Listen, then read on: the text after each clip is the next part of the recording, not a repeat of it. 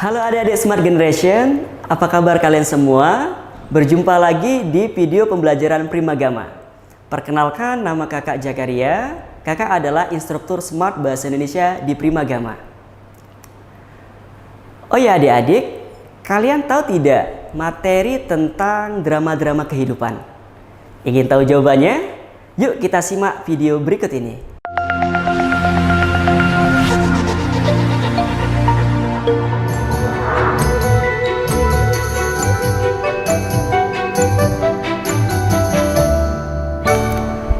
Ngomong-ngomong tentang drama, barangkali banyak pertanyaan di dalam benak kalian tentang apa sih itu drama? Kenapa sih sesuatu itu dikatakan dengan drama? Nah, untuk menjawab pertanyaan-pertanyaan itu, maka kita harus tahu konsep dari drama. Nah, di antara konsep dari drama itu, yang pertama, kita harus tahu apa itu drama dari sisi pengertian. Nah, setelah kita tahu pengertian drama, maka selanjutnya kita harus tahu karakter atau ciri dari teks drama. Karena teks drama tentu memiliki karakter atau ciri yang berbeda dengan teks yang lain. Misalnya teks ulasan atau mungkin teks persuasi. Nah, selanjutnya kita juga harus tahu unsur-unsur yang membentuk drama. Karena drama itu ada atau drama itu tercipta bukan secara tiba-tiba atau bin salah bin abrakadabra terus terciptalah drama. Enggak, tapi ada unsur-unsur yang membentuk drama. Nah, setelah itu kita harus paham struktur dari teks drama itu sendiri. Nah, setelah kita sudah paham konsep dari drama yang diantaranya tadi pengertian, kemudian karakter, kemudian unsur-unsur yang membentuk drama dan struktur drama, kemudian kita akan coba aplikasikan konsep tersebut di dalam proses pembahasan soal. Setelah kita memahami konsep drama, sekarang kita akan memahami pengertian drama itu sendiri. Drama memiliki pengertian, gambaran kehidupan dan watak manusia melalui tingkah laku atau acting untuk dipentaskan. Nah, jadi kalau mungkin ada pertanyaan di dalam benak kalian, kalau sinetron itu apakah dikatakan drama? Itu dikatakan drama. Kalau film apakah itu dikatakan drama? Itu juga dikatakan drama. Karena di dalam sinetron atau film itu menggambarkan kehidupan manusia. Barangkali wayang atau mungkin ludruk itu juga bagian dari drama. Karena di dalam pementasan tersebut menggambarkan kehidupan manusia. Nah, sebenarnya masyarakat Indonesia sudah mengenal istilah drama meskipun tidak menggunakan istilah drama. Misalnya kita sebut saja, mungkin kalian pernah mendengar istilah sandiwara, mungkin lakon, atau mungkin sendratari, atau mungkin tonel. Nah, semua istilah itu pada dasarnya merupakan drama. Karena apa? Karena di dalam pementasan tersebut menggambarkan kehidupan manusia. Setelah kita memahami pengertian dari drama itu seperti apa, selanjutnya kita akan coba memahami karakter atau ciri dari teks drama. Nah, untuk memahami karakter atau ciri dari teks drama, di sini kakak akan menampilkan penggalan dari kutipan teks drama. Nah, diharapkan dari penggalan kutipan teks drama ini kita akan coba sama-sama menyimpulkan karakter atau ciri dari teks drama itu seperti apa. Nah, ini sudah kakak tampilkan penggalan dari teks drama yang berjudul Ketika Pangeran Mencari Istri. Suatu ketika, terdapat sebuah kerajaan yang diperintah seorang raja yang bijaksana. Namanya Raja Henry. Raja Henry memiliki seorang anak bernama Pangeran Arthur. Pada suatu hari, datanglah seorang pemuda pengembara. Ia datang ke kerajaan dan menemui pangeran yang sedang melamun di taman istana. Pengembara, "Selamat pagi, Pangeran Arthur." Pangeran Arthur, "Selamat pagi. Siapakah kau?" Pengembara, "Aku pengembara biasa. Namaku Theo. Kudengar pangeran sedang bingung memilih calon istri." Pangeran Arthur, "Ya, aku bingung sekali. Semua wanita yang dikenalkan padaku tidak ada yang menarik hati. Ada yang cantik tapi berkulit hitam. Ada yang putih tetapi bertubuh pendek. Ada yang bertubuh semampai, berwajah cantik tetapi tidak bisa membaca. Aduh, pengembara. Bagaimana kalau ku ajak pangeran berjalan-jalan sebentar? Siapa tahu di perjalanan nanti pangeran bisa menemukan jalan keluar. Pangeran Arthur. Oh, baiklah. Nah, dari penggalan teks dari drama tersebut, kemudian kita coba simpulkan kira-kira karakter dari teks drama itu apa saja. Nah, setelah kita baca tadi, maka di antara dari karakter atau ciri teks drama, yang pertama yaitu berupa cerita. Kenapa kok cerita? Karena di dalam teks drama itu menggambarkan sebuah peristiwa. Ada yang digambarkan di dalam cerita tersebut. Nah, kemudian berbentuk dialog. Dialog itu apa? Dialog itu adalah percakapan atau interaksi antar tokoh dengan tokoh yang lain. Nah, yang kemudian bertujuan untuk dipentaskan. Naskah drama itu dibuat dengan tujuan untuk dipentaskan. Jadi setidaknya itulah ciri atau karakter dari teks drama. Nah, selanjutnya unsur-unsur drama. Jadi unsur-unsur drama itu bagian-bagian yang membentuk drama itu sendiri. Nah, apa saja unsur-unsur atau bagian yang membentuk drama? Di antaranya yang pertama adalah tema. Apa itu tema? Tema yaitu pokok pikiran atau dasar yang membentuk drama. Nah, kalau misalnya pengarang ingin membentuk atau membuat sebuah drama, otomatis pengarang punya dasar pemikiran kenapa pengarang membuat drama itu. Nah, selanjutnya yaitu alur. Alur adalah rangkaian peristiwa yang mengarahkan drama. Nah, di dalam sebuah alur ada struktur alur.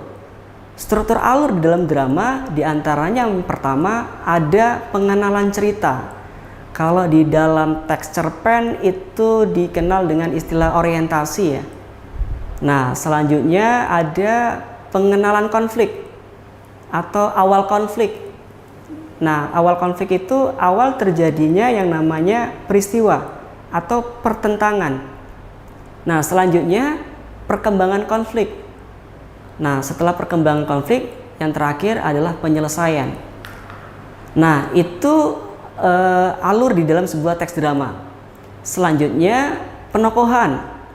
Penokohan di dalam teks drama yaitu cara pengarang menggambarkan karakter tokoh. Cara pengarang menggambarkan karakter tokoh dalam teks drama itu dibagi dua. Yang pertama itu berdasarkan perannya dan yang kedua itu berdasarkan wataknya. Kalau berdasarkan perannya itu dibagi menjadi dua, yaitu tokoh utama dengan tokoh pembantu. Tokoh utama itu artinya tokoh yang menjadi pusat cerita. Cirinya itu dia sering dihadirkan, sering dimunculkan, sering dibicarakan di dalam cerita. Itulah tokoh utama. Nah, kalau tokoh pembantu, tokoh yang dihadirkan untuk menyertai atau mendukung tokoh utama. Nah, sedangkan kalau berdasarkan karakter atau wataknya itu dibagi menjadi 4. Ada yaitu tokoh berkembang atau karakter berkembang. Jadi tokoh berkembang itu maksudnya tokoh yang mengalami perubahan karakter atau sifat. Contoh misalnya, kalau di awal cerita tokohnya itu berwatak baik, kemudian di akhir cerita tokohnya berwatak jahat. Nah, berarti tokoh itu dikategorikan sebagai tokoh berkembang karena telah mengalami perubahan karakter.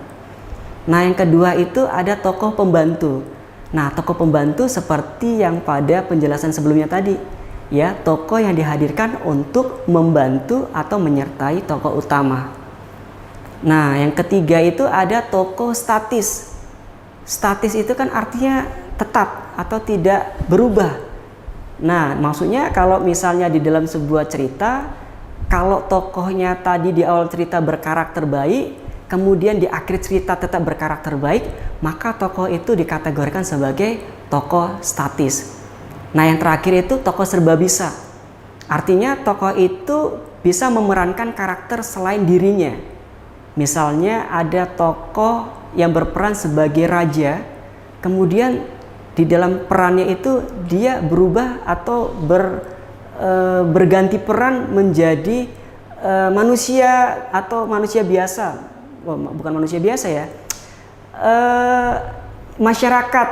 Nah, jadi tujuan si raja menjadi masyarakat biasa untuk mengetahui bagaimana masyarakatnya, apakah sudah makmurkah atau seperti apa. Nah, berarti di dalam karakter itu, karakter si tokoh yang raja kemudian menjadi masyarakat itu, nah itu dikatakan sebagai tokoh serba bisa. Nah, kemudian di dalam unsur drama ada dialog. Dialog tadi kan artinya percakapan. Nah, di dalam dialog sebuah teks drama ada 3 kata kunci yang perlu kita ketahui nih. Ya, 3 kata kunci itu apa aja? Nah, yang pertama ada yang namanya tokoh. Yang kedua ada yang namanya kramagung. Yang ketiga ada yang namanya wawancang. Nah, tokoh itu ya kita tahu ya, tokoh itu pelaku, ya, pemerannya siapa. Nah, kayak tadi yang contoh sebelumnya kan pemeran atau tokohnya itu kan si pengembara. Nah, itulah tokohnya. Nah, kalau wawancang itu dialog yang diutarakan oleh si tokoh. Ya, dialog atau tuturan yang diucapkan oleh si tokoh. Nah, kalau misalnya kramagungnya itu apa? Kramagung itu ekspresi atau tindakan yang dilakukan oleh si tokoh. Nah, misalnya nih ada satu contoh untuk menentukan tokoh itu yang mana, kramagung itu yang mana, wawancang itu yang mana. Nah, di sini ada tuturan si perempuan. Nah, perempuan di situ posisinya sebagai pelaku atau tokoh. Nah, kemudian di situ perempuan mengekspresikan marah. Ya. Dan di dalam ekspresi marah itu perempuan itu menuturkan dialog dengan ungkapan, "Rupanya kau sudah menjadi gila. Neraka atau surga katamu?" Nah, jadi ketika mengungkapkan dialog itu, si perempuan atau si tokoh mengekspresikannya dengan nada marah. Nah, jadi itu untuk konsep di dalam dialog. Nah, selanjutnya itu adalah latar. Latar itu kan keterangan mengenai waktu dan tempat. Jadi kalau keterangan mengenai waktu dan tempat pada sebuah teks drama bisa kita ketahui di dalam tuturan atau dialog. Nah, kalau misalnya teks keterangan waktu bisa ditandai dengan menggunakan kata atau konjungsi waktu. Misalnya sesudah itu, setelah itu, atau misalnya malam hari, pagi hari dan sebagainya. Nah, kalau keterangan tempat bisa ditandai dengan posisi cerita itu dilakukan di mana. Nah, yang terakhir dari unsur teks drama yaitu bahasa. Bahasa ini menjadi sebuah media yang sangat penting untuk bisa menyampaikan apa yang ingin disampaikan oleh si tokoh. Nah, selanjutnya kita akan membahas struktur dari teks drama. Nah, struktur dari teks drama itu cuma ada 3. Ya, yang pertama ada prolog, yang kedua ada dialog, yang ketiga ada epilog. Nah, sederhananya sih kalau prolog itu ya pendahuluan ya atau pengantar sebuah dialog. Ya, biasanya di bagian prolog ini diutarakan atau disampaikan oleh dalang ya. Nah, yang kemudian itu ada dialog. Dialog itu kan tadi percakapan ya, yaitu percakapan antara tokoh dengan tokoh. Nah, di dalam dialog inilah yang kemudian membentuk alur sebuah cerita. Nah, jadi dari alur sebuah cerita tadi kan yang sudah kita bahas di bagian unsur tadi, yaitu dari orientasi pengenalan, kemudian pengenalan konflik, kemudian perkembangan konflik, sampai terakhir yaitu penyelesaian. Nah, yang terakhir itu adalah epilog. Epilog itu bisa dikatakan penutup dalam sebuah teks drama atau inti atau maksud yang ingin disampaikan oleh si pengarang di dalam sebuah teks atau di dalam sebuah pertunjukan drama. Nah, jadi itulah 3 struktur dari teks drama. Nah, konsep dari teks drama yang gak kalah pentingnya yaitu struktur atau kaidah kebahasaan di dalam teks drama. Nah, kaidah kebahasaan di dalam teks drama apa saja? Nah, yang pertama itu ada kata kerja peristiwa. Kata kerja itu kan kata yang menunjukkan tindakan atau perbuatan. Nah, contohnya apa di situ kata kerja peristiwa? Ada menyuruh, menobatkan atau menyingkirkan. Nah, kata menobatkan, menyingkirkan itu kan merupakan kata kerja yang menunjukkan adanya peristiwa atau perbuatan yang dilakukan di situ. Nah, selanjutnya konjungsi temporal. Konjungsi temporal itu konjungsi artinya kata hubung. Temporal itu berkaitan dengan waktu. Jadi konjungsi temporal dalam teks drama itu berkaitan dengan kata hubung yang bertujuan untuk menunjukkan urutan peristiwa. Ya, contohnya misalnya ada kata sesudah, setelah itu, kemudian, mula-mula. Nah, itu adalah contoh dari konjungsi temporal. Nah, selanjutnya yaitu kalimat seru, suruhan, atau kalimat pertanyaan. Kalimat seru itu ditandai dengan penggunaan tanda baca seru. Misalnya di situ ada kalimat selamat pagi Bu. Nah, di situ kan menggunakan tanda seru. Nah, kemudian kalau misalnya pertanyaan ya ditandai dengan tanda baca tanya. Misalnya, Arya, kenapa sih kamu selalu usil? Nah, itu terkait tentang kalimat seru, suruhan, dan kalimat pertanyaan. Selanjutnya, penggunaan kata tidak baku dan kosakata percakapan. Nah, tentu di dalam sebuah teks drama, penggunaan kata tidak baku dan kosakata percakapan itu sangat banyak. Contohnya saja misalnya penggunaan kata kok, sih, dong, oh. Ya, misalnya kalau dalam sebuah kalimat misalnya bisa kita coba contohkan, kamu kok begitu? Kenapa sih kamu seperti itu? Nah, lebih kurang seperti itu. Nah, selanjutnya yaitu penggunaan kata kerja yang dipikirkan atau yang dirasakan. Nah, contohnya di situ merasakan, menginginkan, mengharapkan, mendambakan, mengalami. Nah, semua contoh itu kan berkaitan dengan hal-hal yang dipikirkan atau dirasakan. Nah, yang terakhir yaitu kata sifat yang menggambarkan tokoh, tempat, maupun waktu. Contohnya misalnya kata yang menggambarkan sifat baik, mungkin ramah. Nah, kalau misalnya kata yang menggambarkan tempat, misalnya ramai, kemudian asri, dan sebagainya.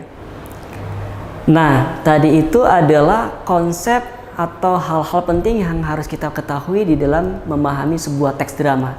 Nah, sekarang kita akan coba aplikasikan pemahaman tersebut di dalam pembahasan soal berikut ini. Nah, di sini ada penggalan dari teks drama. Bacalah kutipan drama berikut ini dengan seksama. Brilian. Sekarang serahkan HP kalian. Kami akan minta uang tebusan. Mendorong Dimi masuk. Dimi, kami tidak bawa HP. Dengan nada gugup. Brilian, periksa kantongnya. Dimi, siap bos. Memeriksa kantong. Markus, ini tempat apa? Matanya melotot. Dimi, ruang penyimpanan berkas-berkas. Sambil meraba kantong si anak. Ini bos, HP-nya. Mengeluarkan HP N95. Brilian, tanyakan nomor HP orang tuanya, hubungi untuk minta tebusan. Dimi, siap bos.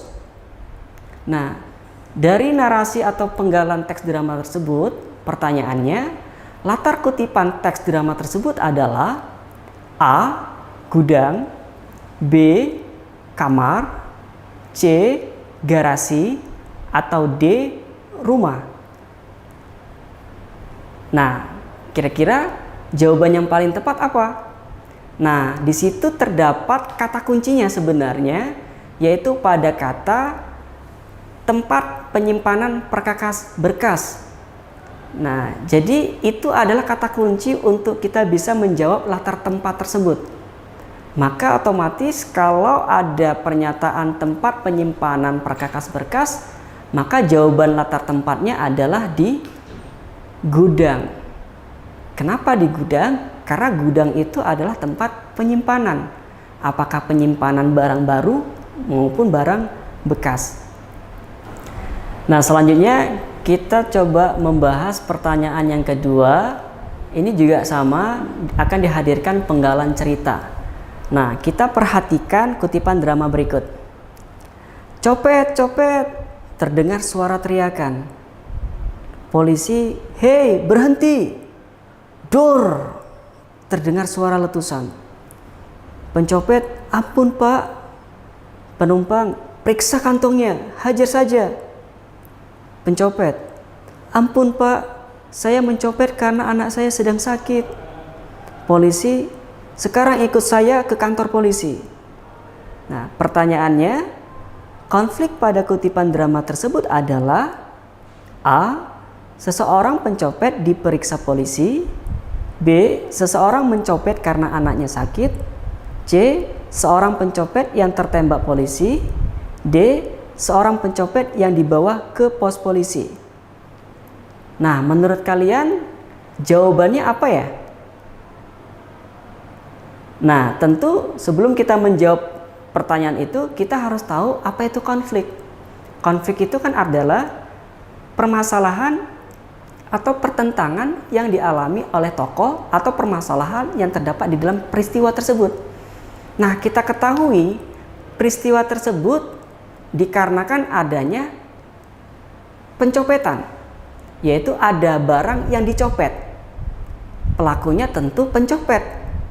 Nah, ketika itu dilakukan oleh pencopet, tentu pencopet memiliki alasannya. Ternyata alasan pencopet melakukan itu karena anaknya sedang sakit. Maka dari situ dapat kita simpulkan konflik yang terdapat pada penggalan drama tersebut, yaitu pencopet melakukan hal itu karena anaknya sedang sakit. Nah, gimana? Mudah bukan? Nah, kita coba lanjut ke soal yang ketiga. Nah, di soal yang ketiga ini juga sama, akan dihadirkan penggalan dari kutipan atau teks drama. Perhatikan teks drama berikut ini. Tersebutlah di sebuah perkampungan, terdapat keluarga yang sangat miskin. Ketika itu, tampak seorang anak menangis. Ibunya sedang duduk di depan tungku dengan matanya yang berlinang. Anak, "Ma, lapar. Ma, lapar." Ibu, "Sabar nak, sebentar lagi bapakmu membawa makan. Sabar ya sayang." Pertanyaannya, cuplikan drama pada kalimat bercetak miring tersebut dinamakan A. Prolog, B. Dialog, C. Monolog, D. Epilog. Nah, untuk menjawab pertanyaan itu, tentu kita sudah langsung mengarah kepada prolog. Kenapa? Karena kata atau kalimat yang bercetak miring itu merupakan bagian pengenalan atau pendahuluan di dalam sebuah teks drama, dan itu dituturkan oleh seorang dalang. Maka tidak mungkin itu dialog, karena dialog itu ada di bagian percakapan antara anak dengan ibunya. Kalau monolog itu percakapan yang dilakukan oleh diri sendiri, atau bisa dikatakan berbicara dengan dirinya sendiri. Kalau epilog itu juga bukan epilog, karena itu bukan terletak di awal sebuah teks drama. Nah, mudah bukan? Selanjutnya, soal nomor 4. Bacalah kutipan teks drama berikut ini dengan seksama. Maksud, "Guru, terima kasih atas ilmu yang guru berikan kepadaku. Apalah artinya diriku andai tidak ada guru. Guru, maksud, kamu itu harus tahu, meskipun kita mempunyai ilmu hanya sedikit, namun tetap harus diberikan kepada orang lain." Istri Masud pun masuk ke ruangan membawa teh hangat. Istri Masud, lebih baik kalau ngobrolnya sambil minum teh hangat, menyodorkan cangkir. Guru, bisa saja istri kamu, Ut. Pertanyaannya, suasana yang tergambar pada drama tersebut adalah A. Santai, B. Tegang, C. Haru, D. Seram. Untuk menjawab pertanyaan itu, maka kita harus mencari kata kunci dari penggalan teks drama tersebut. Nah, menurut kalian jawabannya apa? Iya, jawabannya tentu suasana yang tergambar pada kutipan teks drama tersebut adalah suasana santai. Kenapa? Karena di situ terdapat kata kunci. Yang pertama, istri Masud masuk ke ruangan membawa teh hangat. Nah, kemudian kata kunci yang kedua, lebih baik kalau ngobrolnya sambil minum teh hangat. Nah, itu menunjukkan bahwa hal tersebut sedang dilakukan di dalam sebuah ruangan, bisa jadi ruangan keluarga dengan obrolan-obrolan yang santai. Nah, jadi cukup mudah bukan ketika menjawab pertanyaan terkait tentang teks drama. Demikian adik-adik Smart Generation penjelasan tentang drama-drama kehidupan. Semoga bermanfaat untuk kalian semua dan sampai berjumpa di video pembelajaran selanjutnya. Oh iya, jangan lupa subscribe channel YouTube kita dan tekan tombol lonceng agar tetap update video-video dari kita.